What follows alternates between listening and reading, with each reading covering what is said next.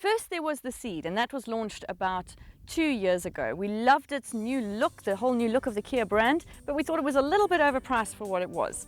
Then came the funky Soul, and that really revised perceptions of the Kia brand as something that was a little bland in the styling department. Wasn't to everybody's taste, but you could not accuse the Soul of being boring. And then last year, Marius and Morgan had some great fun in the mud with the Kia Cerato, and we've heard nothing but good reports on that vehicle from Korea's second biggest automaker. And now we have this, the Kia Cerato Koup, and no, that's not me being blonde on the pronunciation, it is Koup with a K, and it's gorgeous. It's the cherry on top of the Kia design team's reinvention of the brand in terms of its styling. Just look at this front, it's so aggressive, beautiful lines down to the back. I feel like a weather commentator. Beautiful lines down to the back, and that bum looks a little familiar, but maybe that's why we like it. I don't think there's anybody who can argue with the fact that this is a gorgeous looking car. According to Kia, the Cerato Koup has been recreated from the ground up.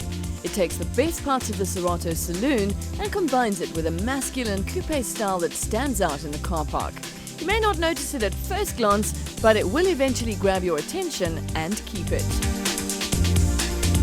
Design guru Peter Schreier has worked his magic on the brand, and he can actually be compared to one of the styling greats of the new millennium, Ian Callum.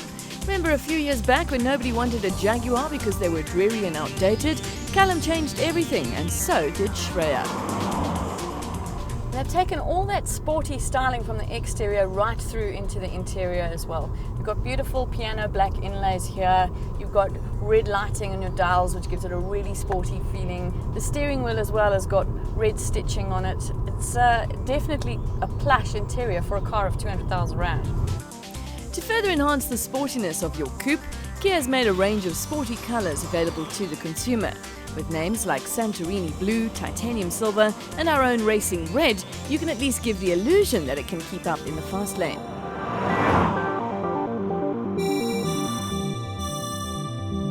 While the price is bargain basement, don't expect the same of the features on the inside. The coupe is equipped to the hilt with things like climate control, electric windows, multifunction steering wheel and park distance control in the back. It also offers more space than you'd expect of a coupe. The back seats fold down for those rare occasions when you need to be practical. And everything is very intuitive. They haven't gone with this too many buttons on the, to play with type thing. So it's a very easy car to be sitting in, a very comfortable place to be. Not so for the drive though.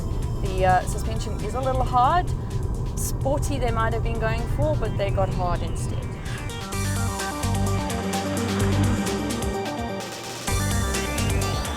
So it's a 2-litre motor in the coupe, and I have to say it doesn't feel like a 2-litre. 115 kilowatts of power. I'd like a little more, to be honest. The claimed figures are not what you'd expect for something with sporty pretensions. The 2-litre allows the coupe to run to 100 km in a claimed 9.3 seconds. And onto a top speed of 200. One can only hope that a more powerful engine is waiting in the wings. At the moment, it's a bit like ordering a non-alcoholic cocktail. The coupe needs about 50 more kilowatts to become the ultimate Kia. It could then be an ambassador for a brand that's changed its entire range from dreary to dazzling. So even though they've got a head of design that's certainly made a lot of changes on the exterior and the interior and brought that German type influence into the Kia brand, it still has that Korean feel to it in terms of the drive.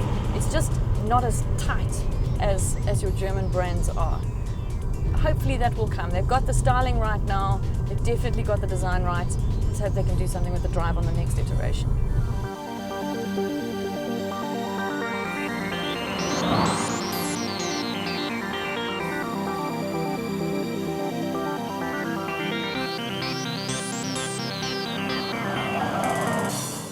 I'm quite glad that Marius wasn't here for this shoot, because he would have taken one look at this car and wanted to drive the hell out of it. And who wouldn't? Because it does look incredibly sporty.